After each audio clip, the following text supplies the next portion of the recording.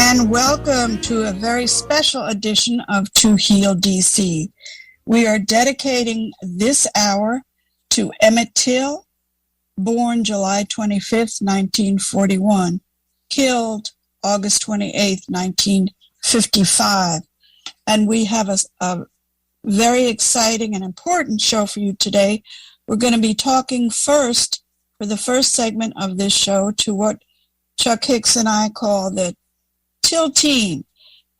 Keith Beauchamp, who is the filmmaker of the upcoming film Till. Deborah Watts, who is a cousin of Emmett Till and is the co-founder and board president of the Till Legacy Foundation. Jarubu Hill, who is the attorney for the Till family, and much, much more. We're going to hear from Jarubu at the end of the show when she leads us out with a song. We're also going to be speaking to the artistic director for the Mosaic Theater, which will be launching their Till trilogy starting in officially October 7th, but there'll be a lot of special events happening in the community. And with that said, we're going to jump right into our discussion with the Till team. And Chuck Hicks, I'd like you to introduce Keith and Deborah.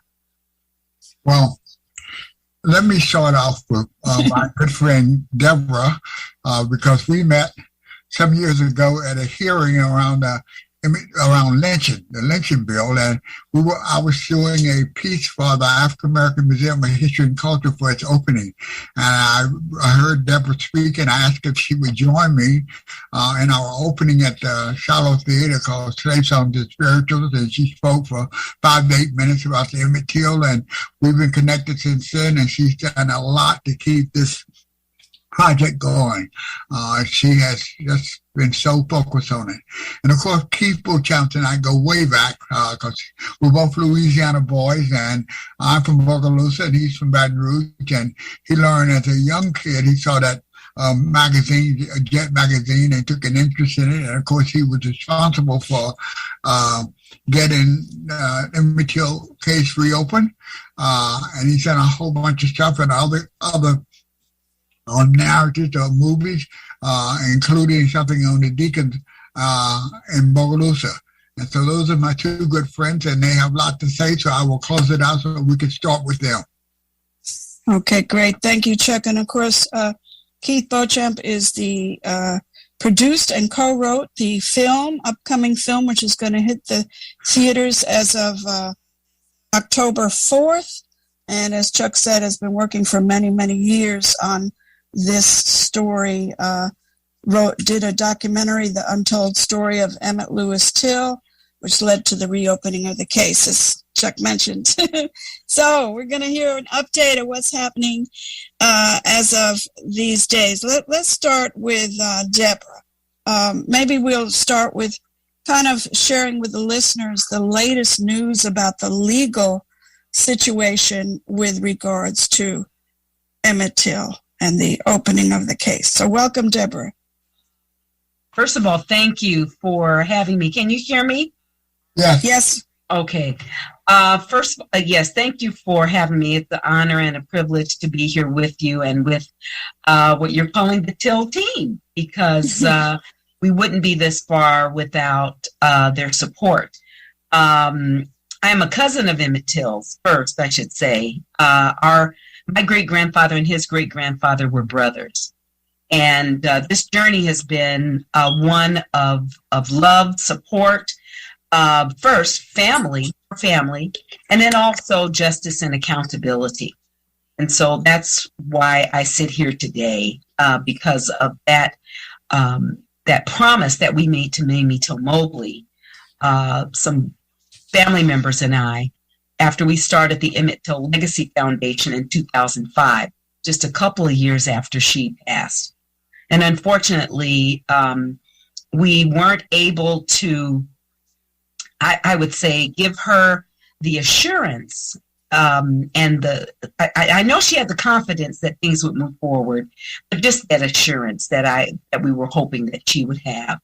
But where we are today, from a legal perspective, I'll tell you, I have to volley that back over to Jaribu Hill, who can speak, I think, more succinctly about where we are. But I'll just tell you, as a family, with the latest response from the DA, Dwayne Richardson, who went public with his decision to hold a grand jury and not to serve the warrant that was recently found, was very disappointing. It was it was actually a blow, to our spirits, but just for a moment, because we were disappointed that he moved forward with something that clearly I felt, and our family felt that he just missed some steps, some very important steps. And that was, based on our demands, was to make sure that Carolyn Bryant Donham, the last living known accomplice, was served the warrant for her arrest. That was an important step that was missed in 1955. And it was one that the DA, Dwayne Richardson, had a wonderful opportunity to be a hero of today, to actually make sure that warrant was executed. He, along with Ricky Banks, who's the current sheriff in that district. So Deborah, let me just interrupt you. We should need to remember that we have younger people listening and people who are not as familiar with this horrific story. And those of us who've been around for a while remember that white woman who accused, who is the central reason, really, one of the main reasons why what happened to Emmett. But can you, and then we're going to jump to Jaribu and to Keith, but for those listeners who do not know who this woman was and is, just give us a thumbnail summary. Okay, I will try. Carolyn Bryant was a store owner, co-store owner, if you will, 21 years of age in 1955, encountered Emmett Till, 14-year-old child, who engaged with her by just buying some items from the store after visiting from Chicago with other relatives and some friends. And after that encounter, Emmett whistled at Carolyn Bryant Donham. And because of that whistle and because of her lies, because she embellished what Emmett did, and I would say, she accused him of making sexual advances towards her, touching her, and as it regards to her story, her lies, Emmett was kidnapped and he was murdered by at least two men, one her husband and J.W. Milam, which was her husband's half brother. Carolyn Bryant actually had an opportunity to identify Emmett for those two murderers, and he was kidnapped, brutally murdered, lynched. I'll tell you, it's hard for me to tell this story. Sure. I always resist when it's time to do that, because it takes me to a very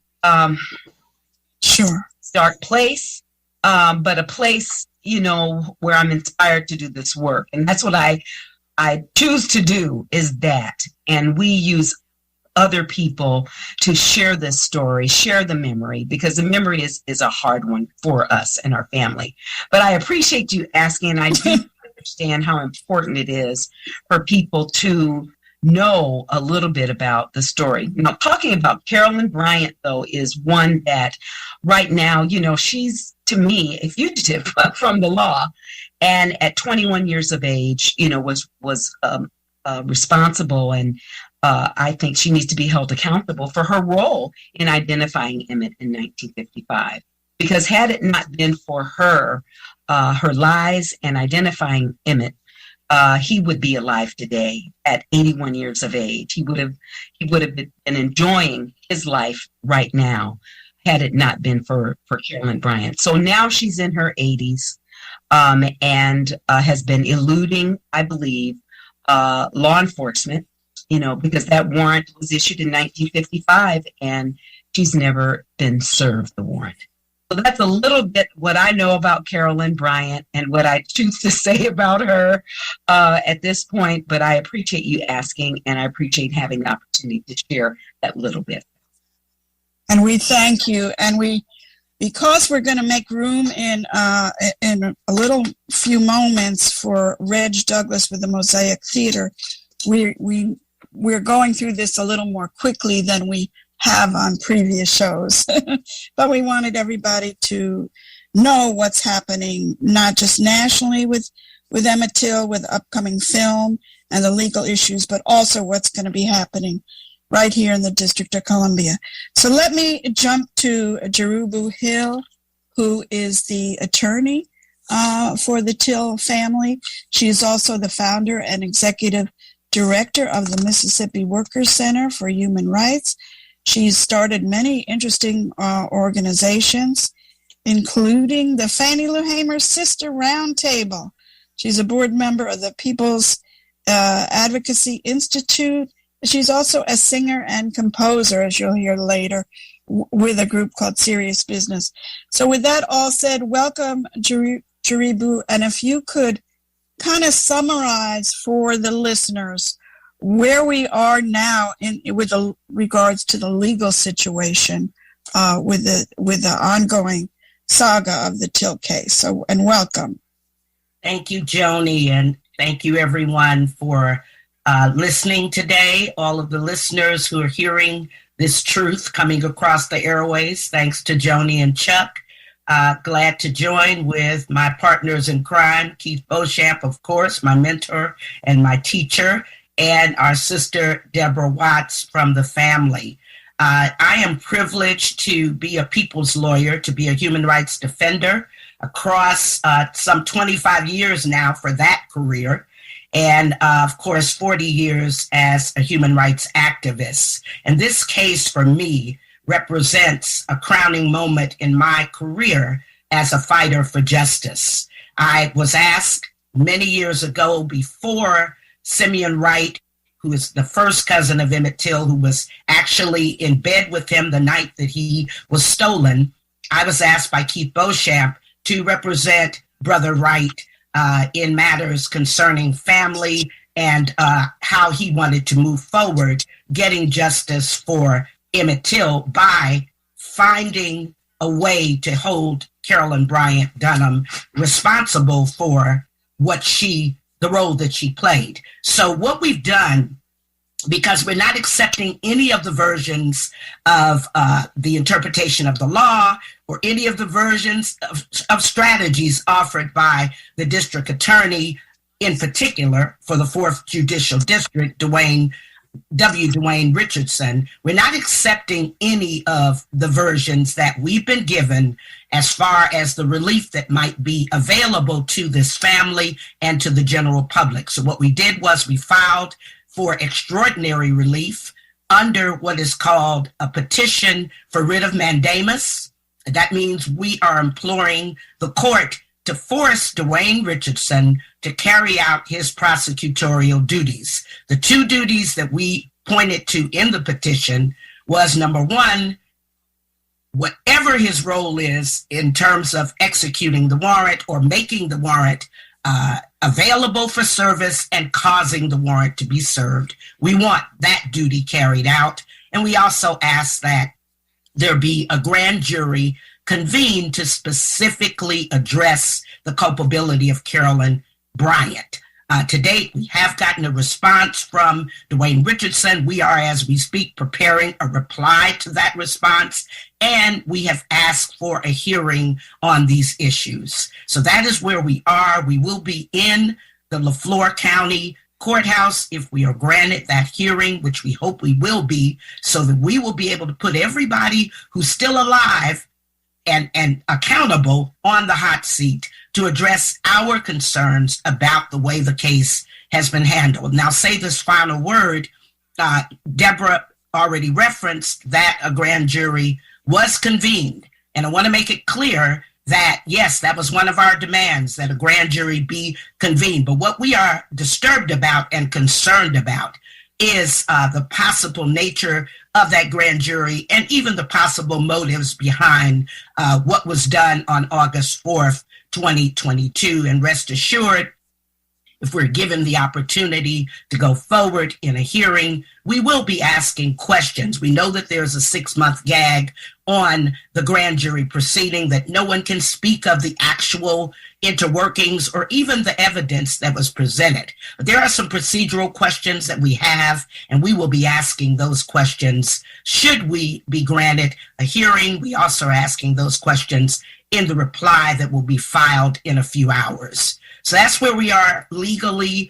And of course, we understand as activists and organizers that the legal issue or legal issues or strategies, only one element, one small element in the toolbox. And so what we've seen over the last several years, we've seen people rise up, family members rise up and demand justice. And that, we believe, is the reason why the issue has been elevated to the point where it has. That is the reason why so many people have been educated about the dastardly deed, the lynching that occurred on August 28th of 1955. So thank you again for having me. And I know our time is short, but I will put in the chat my email address in case people have questions. Yes, and before we end the show, we're going to come back and talk about what can listeners do to demand, and who should we demand? Perhaps the Biden administration and others to really prioritize this legal situation with Emmett Till, which represents, for many of us, a lifetime of a struggle, a very important case. So we're going to jump now to Keith Beauchamp, who I must say we are very proud of Keith. We consider him, he is part of our WPFW family, linked to some of our family members, including Lawrence Guillot and Damu Smith and others. We're very proud of Keith, as we are of the whole Till team. But of course, many of you know that we're coming close to the date of October 4th, when finally, after many decades, there's going to be a Hollywood national film on Emmett Till. So, Keith, welcome. Thank you, Joni, and hello, Chuck, and hello, Till team. I'm so happy to be with you today. Joni, I do want to correct you on the date, though, however. The film will be hitting theaters October 14th. And so I ask that all your listeners, please go out and support this film. It's a second opportunity to learn more about the Emmett Till case from actually Mother Mobley's perspective. And so this is a very special film that I believe would memorialize Mother Mobley in a great light, and I hope will inspire and awaken the sleeping giant that got us involved in the movement in the beginning once again. So I just want to encourage everyone to stay focused and understand that myself, the Till family, and of course the great Jaribu Hill, we are not bowing down to what has just happened. People have to be held accountable for their actions in this country. And until, I have to say this, and I don't want to be harsh, until and even after Carolyn Bryant's take her last breath, we're going to make sure that all of those who participated in the kidnapping and murder of Emmett Till, that they're exposed and the truth is out. Especially, and we cannot forget the white supremacist system that allowed this woman to evade justice for a long period of time, because this is what we're talking about now. Everyone seems to think we're talking about one individual, that we're fighting this individual. That's an easy fight. But what we are actually fighting, and what we know, if you know the history of the white woman in the South, that you are fighting against a whole white supremacist system.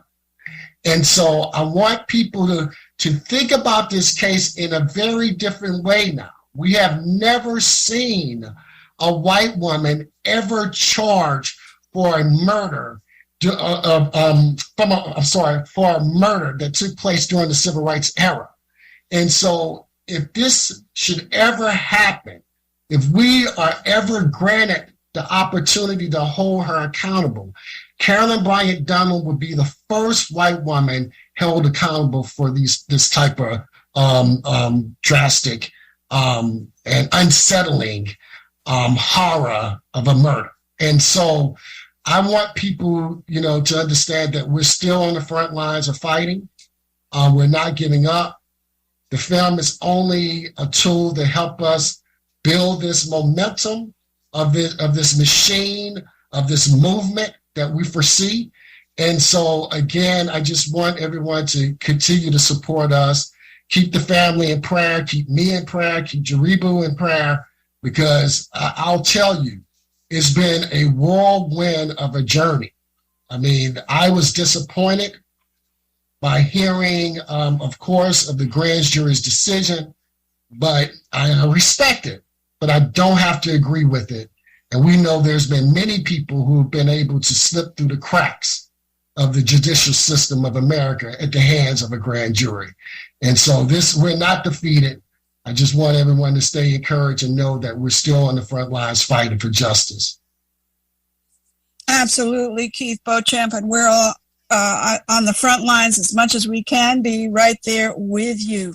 You're listening to WPFW 89.3 FM, Jazz and Justice Radio. This is To Heal DC with a special on Emmett Till for the hour. This is me, Joni Eisenberg, with my friend Chuck Hicks. and we just heard from the Emmett Till team, Keith Beauchamp, who's the filmmaker, and keep your eyes and ears open for that film coming up, opening October 14th. Jaribu Hill, the attorney for the Till family, Deborah Watts, Emmett's cousin, and with the Till Legacy Foundation. We're going to be coming back to the Till team in a few moments. And of course, I want to say that this is not going to be the last time when we have the Till team on during this upcoming fall season. It's a very special moment that we have both the legal case really boiling up. We also have the film coming out for the first time in history, a national film on Emmett Till. And as we're going to hear in a moment, we have a local, wonderful event happening, Till Trilogy, 3 plays on Emmett Till. And so we're going to spend the next segment of the show talking with Reg Douglas. And I'm going to give Chuck the honor of introducing Reg. Well, this is indeed a wonderful opportunity for me because Reg and I have recently met, and I have heard of his wonderful work. He's the new artistic director at the Mosaic Museum.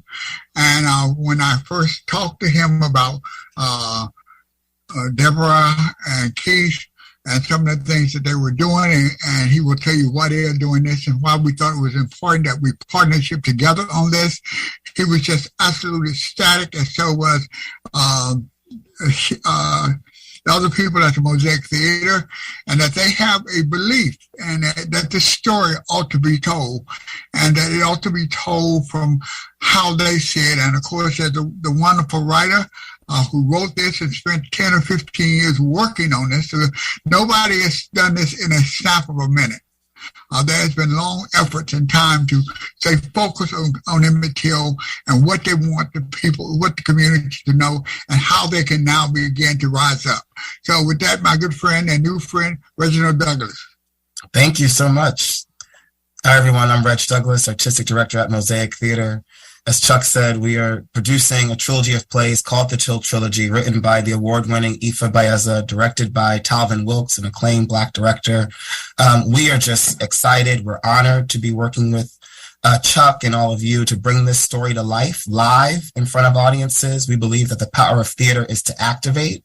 And like Chuck said, we want people to rise up. So we have 3 plays that will be running October 4th through November 20th at the Atlas Performing Arts Center on 8th Street Northeast. We are really excited to present The Ballad of Emmett Till for the first time in Washington, D.C. Benevolence, which looks at the human repercussions of this murder. And then That Summer in Sumner, which is a world premiere that focuses on the journalists who uncovered the real truth.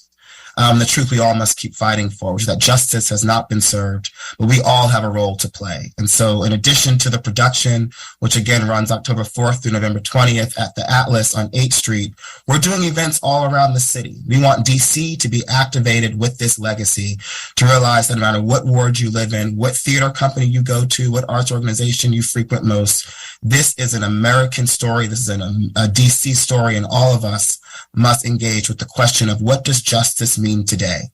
What does justice mean to our cultural communities? So our Till Trilogy Reflection Series, we have over 25 arts and culture organizations coming together in partnership to uplift the themes of this play, Black history, community activism, and the fact that American history is yet alive and we all have a role to play in changing while justice is served in this country. So the first event we are very excited about, August 31st at the Jewish Cultural Center on 16th Street Northwest. Amir Ali of MacArthur Justice Center, Anita Gonzalez of the Georgetown Racial Justice Institute, and Judith Brown-Dianis of the Advancement Project, all coming together to discuss the current day ramifications of what justice unserved looks like, and in be in conversation with our playwright Ifa Baeza. So again, for us at Mosaic, art is activism, and we want to combine the magic of theater, live performance, music, poetry, theatricality with the urgent need to rise up and get activated as one community, no matter what our backgrounds are. So we're pumped, we're excited, and we are inspired to do our part as theater artists to continue to inspire audiences, to empower audiences, and to let this legacy be yet alive, because this is far from over. The fight is far from over. So we are really excited and honored to be with you today. And we're excited to have you, Reg Douglas, Artistic Director for the Mosaic Theater. Let's spend a minute or two on the playwright. Chuck Yes. and I were blessed to meet her. Apparently she's from Silver Spring. But tell us a little bit about that playwright. Sure. This is Ifa Baeza's life work, as she would say. You know, she has dedicated her artistry as a director, a playwright, a poet, to honoring our ancestors. You know, she believes, as I do, that we must look back to our past to reckon with where we've been in order to reflect on where we are, but because theater is active, to also then inspire response. And so in all of her work, she is looking at our history as Black people, as Americans, and looking at what it means today and how it's yet alive. And so these three plays are a master class in craft and the skills she's done, but also her scholarship and her research. She's been working on these plays for over 15 years. She's been awarded grants from the NEA and the National Endowment for the Humanities, along with many fellowships for her work as a scholar and as a playwright. So we are honored to have her in DC, making her DC debut. She is in Silver Spring now. So she's a hometown girl now. And she is truly one of the most breathtaking artists working right now. So we're thrilled to present this trilogy of plays. And she had a wonderful sister who has a heritage. She does. Yes, Ntozake Shange is her sister. Oh, The Colored I Girls. didn't know that. Wow. Yes, so it's a good bloodline. Yes, absolutely. Definitely, she's part of PFW family as well. Yes. Oh, that's exciting. Now, when Chuck and I went to the opening, we heard about what was going to be happening. It was said that people could either see the trilogies all three together, or you could see that one at a time. So That is correct. Yes. Yeah, the plays it's three plays: Ballad of Emmett Till, Benevolence, and That Summer in Sumner, which is a world premiere play produced for the first time here in DC. You can see all three in one weekend. You could see one in October, come back and see us in November. You can see them in any order. All three plays stand alone. They all honor the life, death, and the legacy of Emmett Till. And so we encourage you to see all three, of course. But if you just have time for one, please come out and see one as well.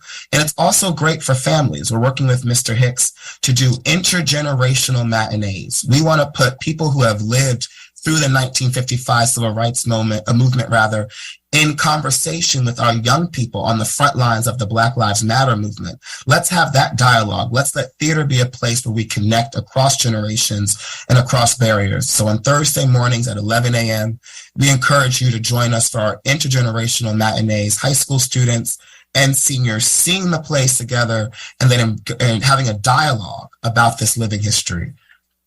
And of course, as we move into September, we're going to hopefully have some announcements and ongoing discussions about this on WPFW. Thank you. But you said Thursdays. Is that starting at a certain date or?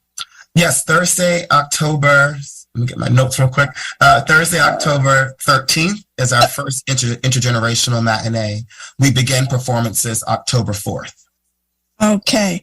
And you have quite a number of events happening starting August 31st. And you're going to also share some of the events happening in September. But again, before you share with us what those are, what's the easiest way? I guess the easiest way for people to find out is on your website. On our website, yes. Mosaic Theater, which is MOSAICTHEATER.org. All of the information about the production and the Reflection Series events can be found there. We are really excited to have people join us for this production, as well as the events happening all across the city. And as you mentioned, the first one is Tuesday, August 31st at 7 p.m. Sorry, Wednesday, August 31st, my apologies, at 7 p.m. at the JCC. We'll have 3 justice leaders, Anita Gonzalez, Amir Ali of MacArthur Justice Center, and Judith Brown Dianis of Advancement Project in dialogue with the playwright Ifa Baeza for a sneak peek into the legacy and importance and impact of these plays on our current social justice work. Other events include activities. Let me just ask you this, Reg, because we're talking about intergenerational. So we always like to ask people, is there a phone number for those folks who do not have access for various reasons to the internet? And we do that in honor of Dick Gregory, who always made sure we ask that question. So is there a phone number people could call? Yes, you can call 202-399-7993, extension 501. Okay, so that's 399-7993, extension 501. Yes. Okay, great, and we'll repeat that. I'm sorry, so go on. So August 31st is the first community event. That's a Wednesday evening starting at 7 p.m., did you say? Yes, at the JCC. And will people see there'll be a discussion. Will they see any of the plays? Yes, you actually get to hear from the Ifa Baeza, the playwright herself. She'll be reading some of the scenes from the plays to give audiences a sneak peek and window into her process, as well as the production. And then we'll have a discussion about the themes. Terrific. Okay, so that's August 31st. That's a week from Wednesday. That's coming up soon. Yes. Okay, September events.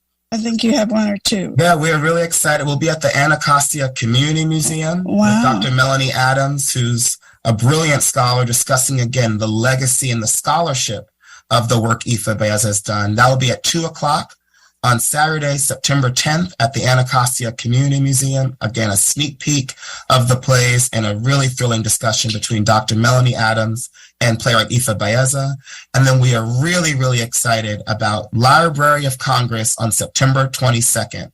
Thursday, September 22nd at 7 p.m. Mosaic Theater will be at the Library of Congress. We'll be reading some of the NAACP transcripts that are in the archive collection of the library, bringing those voices from the past alive with Howard University students. We'll also have a presentation from the Washington National Opera, of their upcoming opera Blue, which looks at a modern day, current day racial justice and race relations. And then the brilliant Ifa Baeza will do a presentation on her research, her over 15 years of research on this legacy and topic. So we are excited about all the events coming up. We hope that you'll join us for Wednesday, August 31st, September 10th at Anacostia Community Museum, and definitely join us on September 22nd at the Library of Congress. And more events to be announced, including events with Terrence Hayes, the brilliant poet who wrote Saying His Name, Ford's Theater, Arena Stage. We've got so many things going on. It's really exciting to be able to go all around the city and make sure all of DC is activated in this work with us. Yes, indeed. It is very exciting. And again, that's the Mosaic Theater, the Till Trilogy coming up right around the corner. And of course, it's going to be the same time frame as the film coming out with Keith Beauchamp. We have a few minutes if Keith or Deborah or Jerubu would like to ask a question or make a comment about this Till Trilogy, or ask Reg a question. Keith?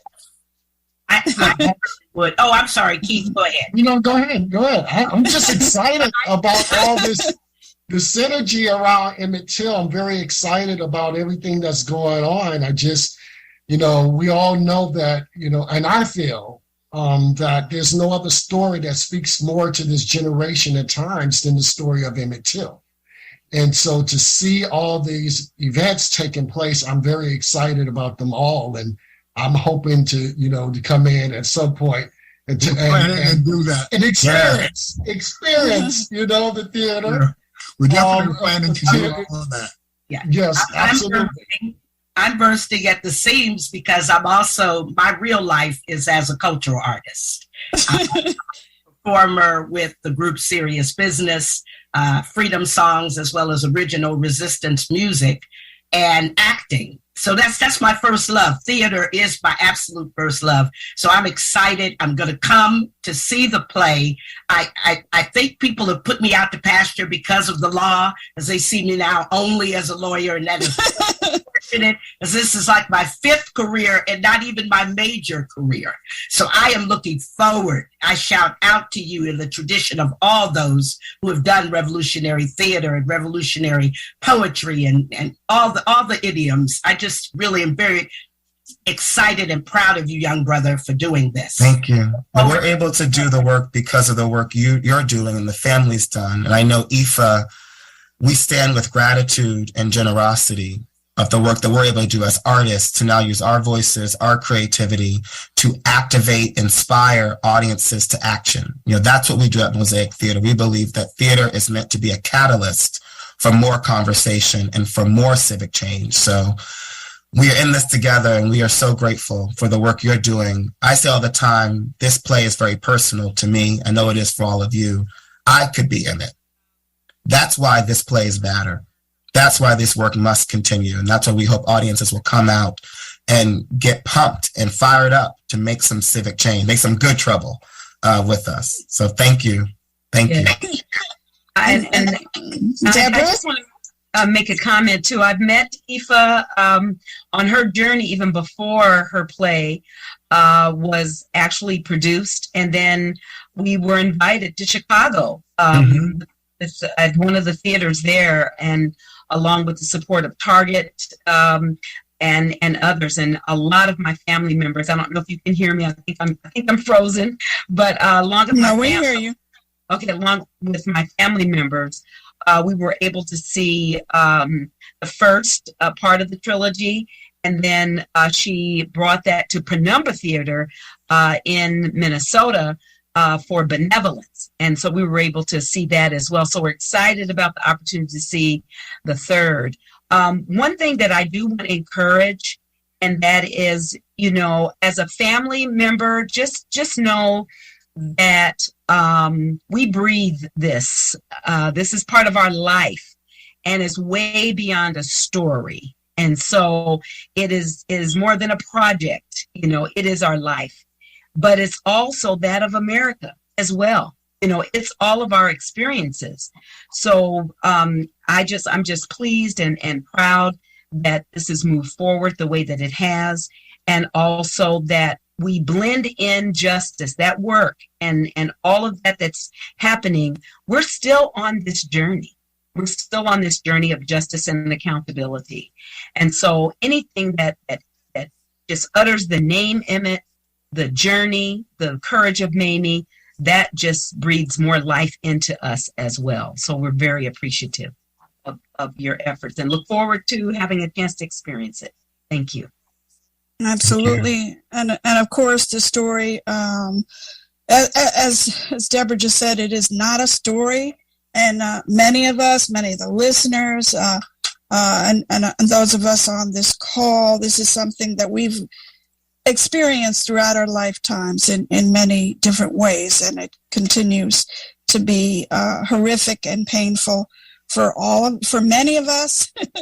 But we are thankful for the spotlight that's going to be shown this fall. It's quite amazing, as Keith said, that this is all coming together in the fall of 2022. Deborah, I'm looking at your shirt, which of course the listeners can't see. Just tell us what your shirt says. Very inspiring. Well, actually, I'm going to be very honest with you. I put it on backwards because the front side of it actually says I can't breathe. Okay. And the back side, this is one that was done by one of my family members, but it says vote. Let's see here, a vote to honor our ancestors. And they name Emmett Till, Malcolm X, Martin Luther King, Trayvon Martin, Philando Castile, and it goes on and on. Unfortunately, these are lives that have been stolen. And we, as we're approaching the voting season, if you will, and we have a wonderful opportunity to make a huge difference. I thought it was just a great reminder for me, a great reminder for our young people as well, that we need to continue to connect the past to the present and the future and not ignore the sacrifices that have been made to get us where we are today. So we need to show up at the polls to make sure we do that, not just for voting purposes, but honoring purposes and honoring those ancestors as well. Absolutely. And we're going to... Can you hear me? Yes. Absolutely. Yes, Deborah. Okay. Thank you. Thank you so much. Some audio quality. No, you're fine. Am I okay? Okay. Yes, you're fine. And we're going to, as activists, we're going to figure out, Chuck and I and all of us on this call, how to integrate the political demands that we are going to want to be making now around this case as things are perhaps at another breaking point, with all the energy that's going to be at the theaters and at the playhouses around both the plays and the movies. So we'll have to figure out how to do that. Go ahead, Joni. No, you go ahead, Chuck. We have about 5 minutes or so left. All right. One of the quick things that I'd like to say about what I begin to get out of this is 3 points. One, for many of us who grew up in the South, when we see this play of the movie, we relive what we've known and went through. For those who came in for the civil rights movement, have learned because they remember what they saw. And for the new generation, it will be an education in terms of what has happened and where we are today and why we're where we are and what has happened in our lives. So that's my 3 perspectives of this whole entire project: is experience, relearning, and educating.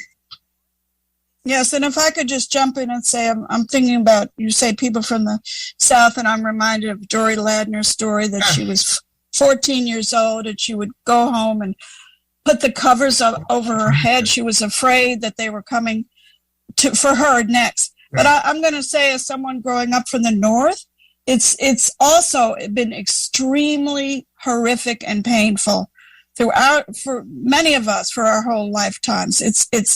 It's a horrific example of the horrors that can happen in this country. So it affects millions of people, of course. Let's see, we're almost, let's go for maybe a final comment from each of our guests, and then we're going to go out with Jerubu doing our outro song. So let's start with Reg. Your final comment for the hour today. Just full of gratitude and inspiration to be with you today. On behalf of all of us at Mosaic Theater, and especially our brilliant playwright, Ifa Baeza, this work is so personal and is so rooted in empathy. And so we hope that audiences will join us for this journey, October 4th through November 20th. 3 plays, all celebrating and uplifting the life, death, and legacy of Emmett Till and its residents today. It is an urgent story. It is a story of resilience for us, and we hope that it activates and inspires audiences. So please join us this fall at Mosaic Theater. That's MOSAIC THEATER.org, and the phone number is 202-399-7993, extension 501. We'd love to have you join us for this production and all of the events happening around the city, kicking off August 31st at the JCC. Thank you. And we thank you so much, Reg Douglas, for joining us today. Deborah, your final thought for today. First of all, thank you again, and it's wonderful to understand what's going forward, your commitment as well, that of the listeners. And I'd like to just ask you to follow us on this journey as well with the Emmett Till Legacy Foundation. We are at Emmett Till Legacy Foundation on all social medias, at Emmett Till on Twitter, Emmett Till Legacy Foundation on Instagram and Facebook. We are and have celebrated the 67th anniversary of Emmett's murder, August 28th. And our young people are engaged. Generation Z has joined us in a coalition of about 10 young people that are moving forward. So when we talk about connecting the past to the present and future, we're sitting here today doing that. And so I'm just so proud of Chuck, Joni, and what you're doing, continuing this long history and legacy of your work. With the team that we have, the hard work of Keith Beauchamp, also the dedication and seriousness around the law and this work with Daribu Hill, and moving forward with how we're reaching out to audiences with the work that Reg is doing, the Till movie that's coming up. So I'm just so appreciative, but follow us. Remember Emmett, wear black and white, August 28th, the 67th anniversary of Emmett Louis Till. Thank you. Thank you so much. And this show will air August 29th, but Yes. people can still be honoring him, of course, on Monday, August 29th. Keith Beauchamp, your final thought. Well, I just want to thank everyone for providing this great platform to reach the masses. I think it's extremely important that we continue to keep our eyes on the prize until justice finally prevails in this case. I'm overwhelmed by all the projects that are happening right now, even with the feature film. I'm excited. It was just last year I was telling everyone 2022 will be the year of Till, and that's how it's shaping up right now. So I'm very excited and inspired to keep the fire burning, the fire that Mother Mobley wanted us to keep burning. And so I'm inspired to continue to fight the good fight, as Brother Reginald said earlier. We're inspired to continue on until justice prevails, until everyone is held accountable for their actions in the kidnapping and the lynching of Emmett Louis Till. And again, Keith Beauchamp, we're very proud of you. We look forward to the film coming out October 14th. And Chuck and I are going to do everything we can, working with WPFW and the community to get as many people out as we can. And I'm going to give my last shout out to Lawrence Guillat, who always told me, always stay in touch with Keith Beauchamp. And those with my orders from Lawrence Guillat, also part of our PFW family. With that said, we have a few minutes left for our beautiful sister, Daribu Hill, to take us out with a song. And as I take you out with that song, I say, dismantle white supremacy, especially the white woman pedestal. Let's get Carolyn Bryant brought to justice. I'm going to leave you out with what Fannie Lou Hamer so often led us with. Ain't gonna let nobody turn me around. Turn me round, turn me round, ain't gonna let nobody turn me round. I'm gonna keep on on talking, marching up to freedom land. Ain't gonna let no DA turn me around. Oh no, turn me around.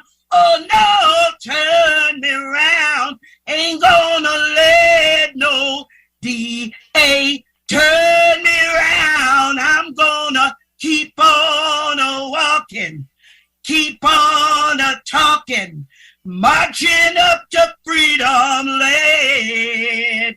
Ain't gonna let no grand jury turn me around. Oh no, turn me around. Oh no, turn me around. Let no grand jury turn me around. I'm gonna keep on walking, keep on talking, marching up to freedom land. Ain't gonna let white supremacy turn me around, turn me around, turn me around. Ain't gonna let white supremacy turn me around. Gonna keep on walking, keep on talking, marching up, marching up, marching up and down, marching until we reach that higher ground called freedom. Justice for Emmett Till and all the Emmett Tills and the poor little girls. All of our children, justice right now.